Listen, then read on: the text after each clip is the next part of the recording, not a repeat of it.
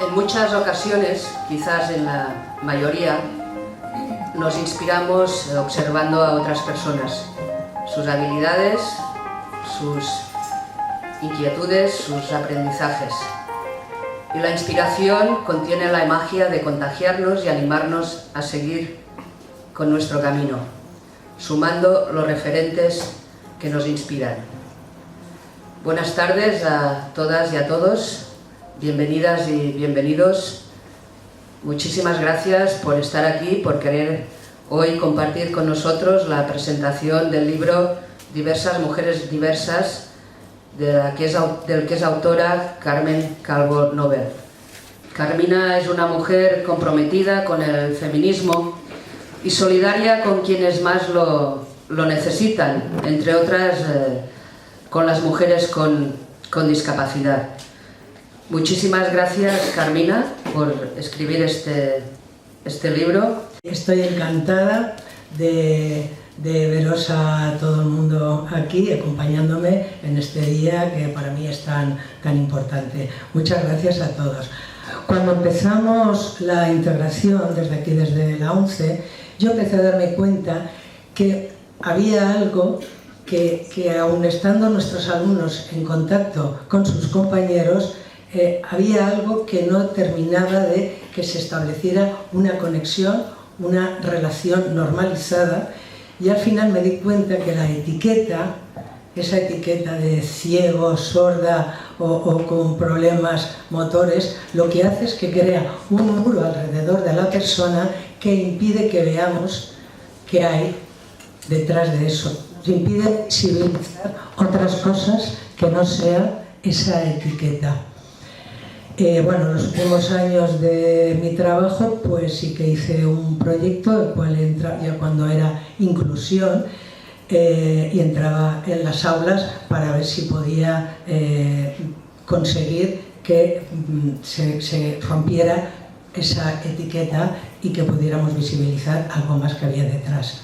Bueno, pues ese ha sido un poco el objetivo de haber escrito este libro, un libro de mujeres aguerridas, mujeres comprometidas con la sociedad que les tocó vivir, y yo lo que he querido ha sido visibilizarlas, porque fueron unas mujeres muy luchadoras, o bien personalmente o bien muy activistas con sus manifestaciones personales o con sus artículos o sus libros o artículos de prensa, sus libros.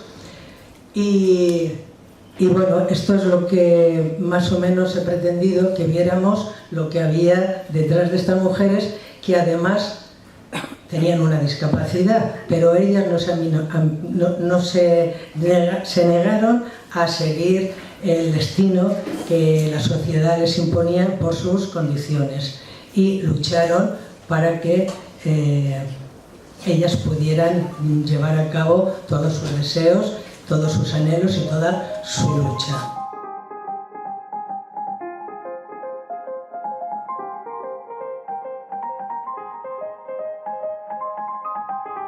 Buenas tardes a todos. Yo lo que voy a hacer es daros unas pinceladas sobre Harriet y un poquito las cosas, bueno, pues que más me han llamado la atención de ella, y sobre todo también un par de frases que tiene que os van a encantar, ya veréis. Quizás sea la más desconocida. Nació en Inglaterra en 1802, falleció en 1876.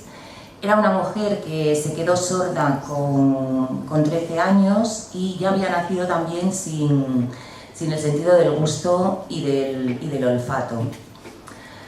Este aislamiento, ¿vale? Ya sí que tenía la posibilidad de acercarse un poquito al mundo que le rodeaba a través de una trompetilla, pero este aislamiento le permitió ser una gran observadora.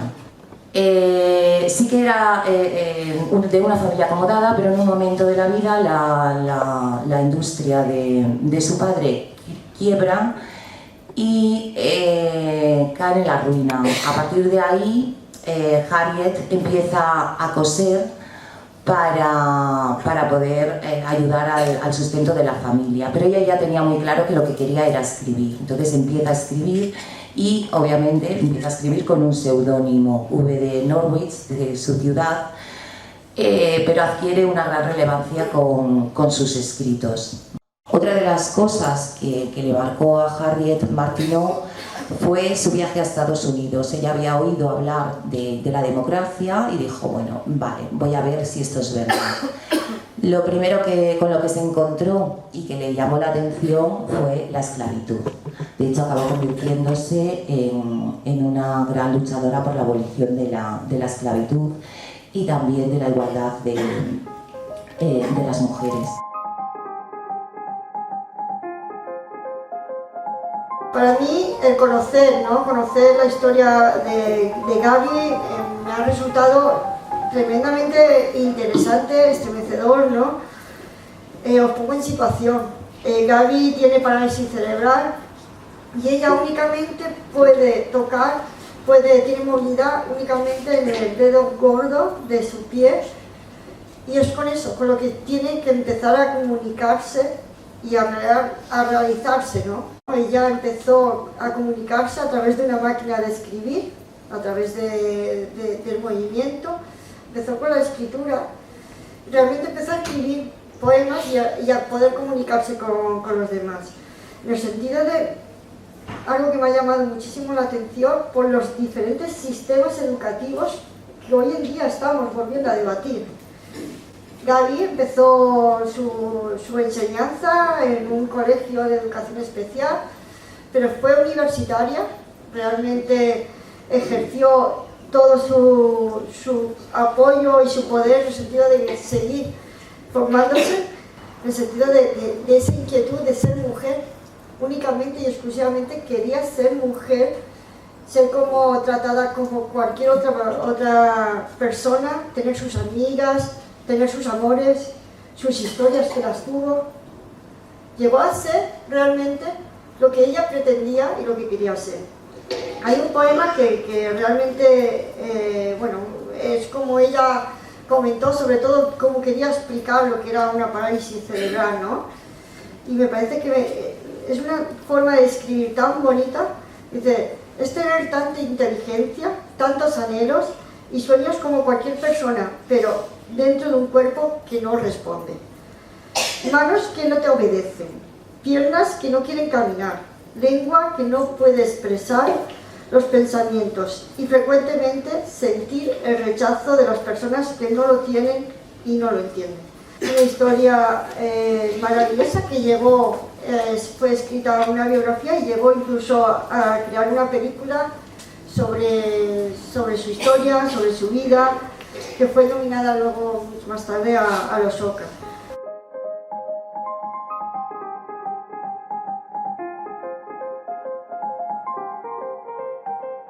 María Blanchard es una de las pintoras más importantes de las vanguardias de principios del siglo XX. Fue amiga de Picasso, Juan Gris, Diego Rivera. Nace en 1881 con una cifoscoliosis con doble desviación de columna que no le permitió crecer demasiado. Odiaba su físico y, siendo una mujer tan preparada, se hubiera cambiado el talento por belleza física. Siempre lo decía, la belleza física es mejor que el talento. Desde pequeña manifestó gran habilidad para el dibujo, por lo que su padre le orientó a que estudiara en Madrid. Tuvo grandes profesores y aprendía rápido, por lo que en 2 ocasiones ganó premios que le permitieron solicitar en 2 ocasiones una beca para vivir en París, ya que todo el arte salía de la creatividad de los artistas bohemios.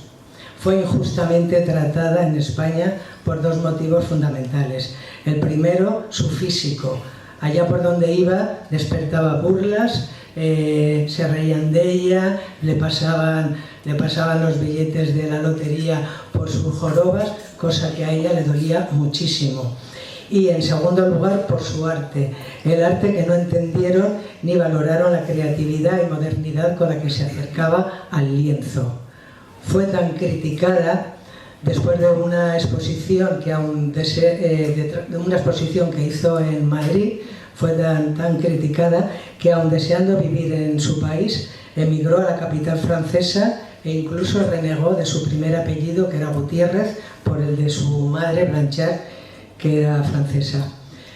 Participó en varias exposiciones colectivas junto a Mondrian, Picasso, Juan Gris, Lot, etc. Todos los pintores hombres que han pasado a la historia, pero ella con esas exposiciones individuales alcanzó en aquel momento un gran éxito. Pero como pasa en otros colectivos, solo ha pasado a la historia el nombre de los hombres.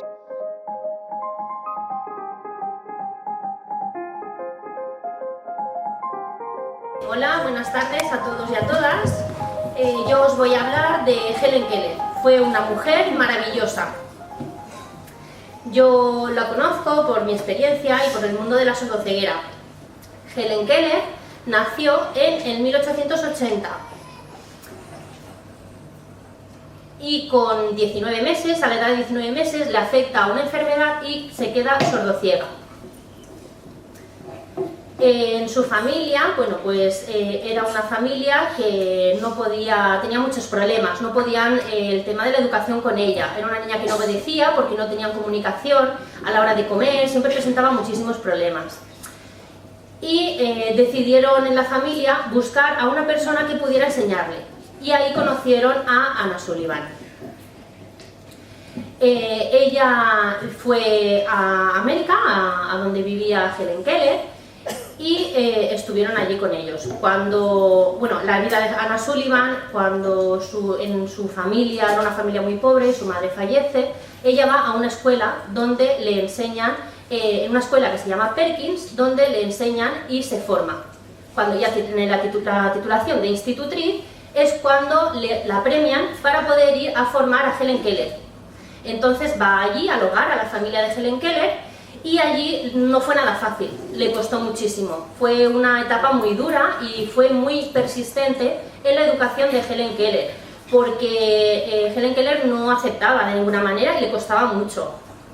Anna Sullivan tuvo muchísima paciencia, hasta que al final, en una imagen, una secuencia en la que estaban las dos en el agua, en la fuente, cada vez que Helen Keller ponía la mano en la fuente, Anna Sullivan le deletreaba en la palma de la mano: agua, agua, agua, hasta que Helen Keller se dio cuenta y entonces a raíz de ahí empezó a aprender muchísimo. Entendió que Anna Sullivan estaba intentando comunicarse con ella.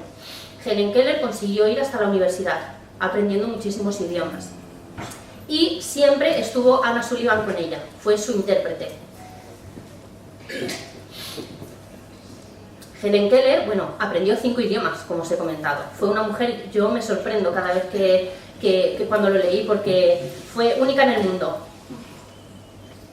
Anna Sullivan estaba casada, se casó con una persona a los 27 años, pero al final priorizó la educación y el seguir con Helen Keller antes que su matrimonio, por lo que estuvieron toda la vida juntas. Y fueron por todo el mundo dando conferencias, explicando la vida de Helen Keller y explicando la sordoceguera. Y Anna Sullivan fue una figura muy importante como guía intérprete, ¿vale? Igual que tenéis aquí a Silvia a mi lado. Helen Keller consiguió todo lo que consiguió gracias a su intérprete. Si no, no podría haber conseguido todo ello. Como os digo, continuó, estuvieron dando conferencias por todo el mundo durante muchos años, hasta rodar una película. También conoció a muchas personas famosas como Charles Chaplin, era amigo suyo íntimo, y todo el mundo la conocía. Fue muy interesante.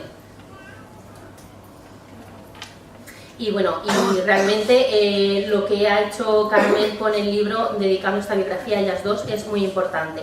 En cuanto a Anna Sullivan, fue muy importante, y yo quiero a partir de aquí reivindicar la importancia de las personas sordociegas con un guía intérprete, porque sin ellos son nuestras manos, nuestros pies, nuestros ojos. Sin ellos no podemos derribar las barreras que tenemos y no podemos tener los mismos derechos que otra persona. Si nosotros no contamos con la figura del intérprete, igual que en su momento consiguió Helen Keller, no podríamos conseguir todo lo que se consigue.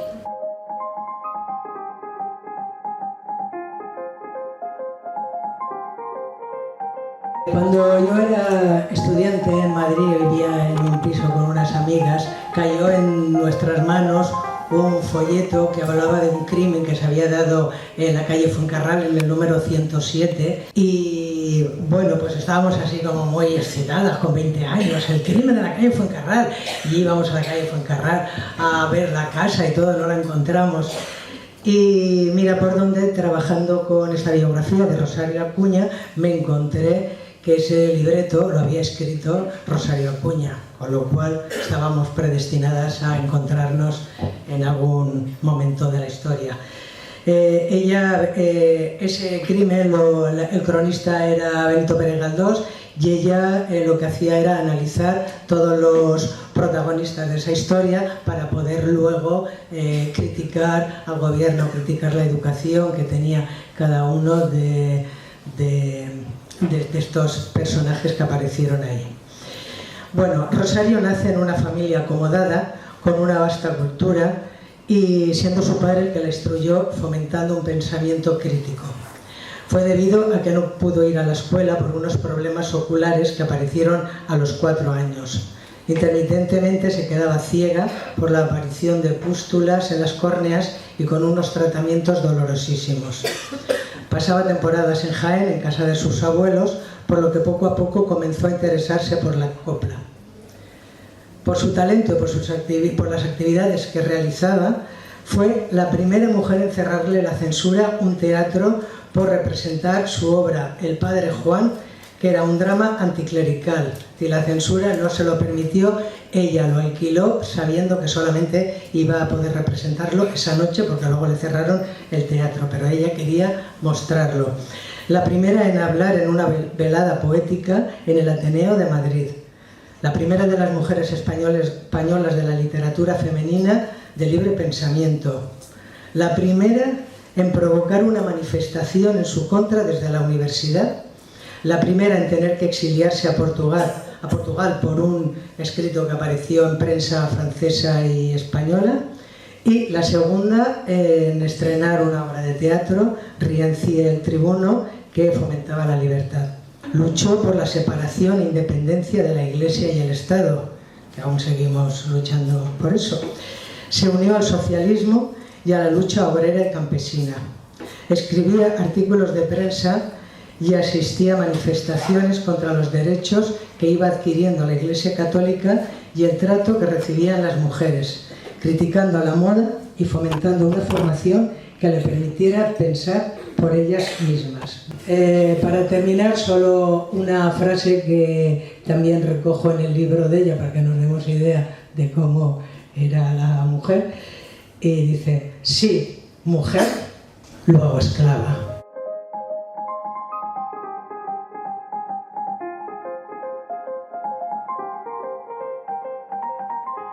Fue una compositora, pianista y soprano. Nació en Viena en 1750, falleció en 1824 y fue una mujer que se quedó ciega ya a los 3 años. Entonces sus padres rápidamente a los 7 años ya vieron el gran potencial y se dedicaron a que su hija se pudiera formar con los mejores músicos de la época. De hecho, ella ya debutó con 12 años, tuvo la suerte de que la emperatriz Teresa de Habsburgo la escuchó aquel día y a partir de ahí le concedió una beca vitalicia para que pudiera continuar con sus estudios musicales.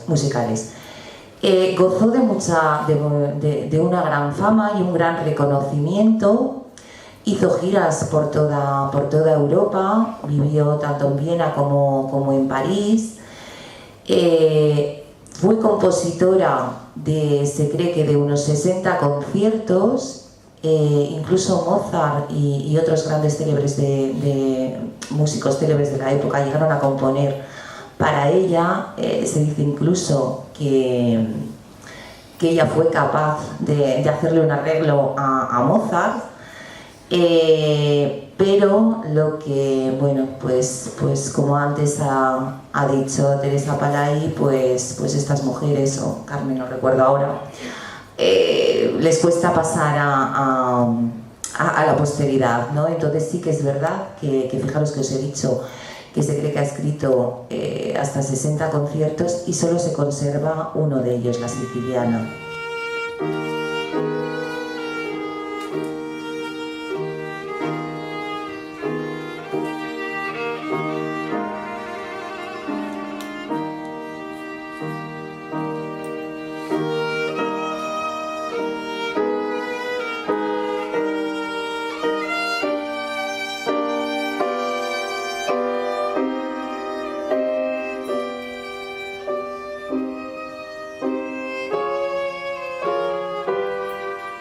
Pero María Teresa Font Paradis no solo destacó por la música, por ser una gran artista, sino que además tuvo una gran importancia en la formación y educación de las personas ciegas. Ella asesoró para la constitución de colegios para ciegos y ella tenía un sistema para escribir las partituras que consistía en una almohada y que colocando alfileres de diferente posición y altura, ella entendía la música así. Fijaros.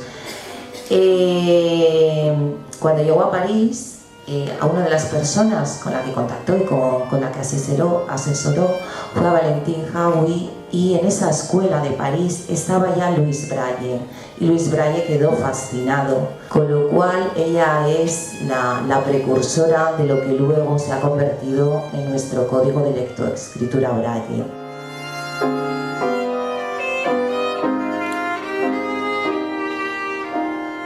Pues muchísimas gracias, Teresa, y sobre todo también por cederme la palabra para este cierre después de un acto pues tan bonito, ¿no?, como es la presentación del libro. Agradecerle en este caso también a las ponentes, la verdad que dan sobre todo la enhorabuena porque habéis hecho una pincelada de una exposición pues de la vida, ¿no?, y de la historia de estas protagonistas. Sobre todo a Carmina, de verdad, Carmina, agradecerte el que hayas contado pues con nosotros para poder hacer la presentación de tu libro aquí en esta casa, que ya sabes que es tu casa. Que muchísimas gracias, de verdad, y enhorabuena por el libro.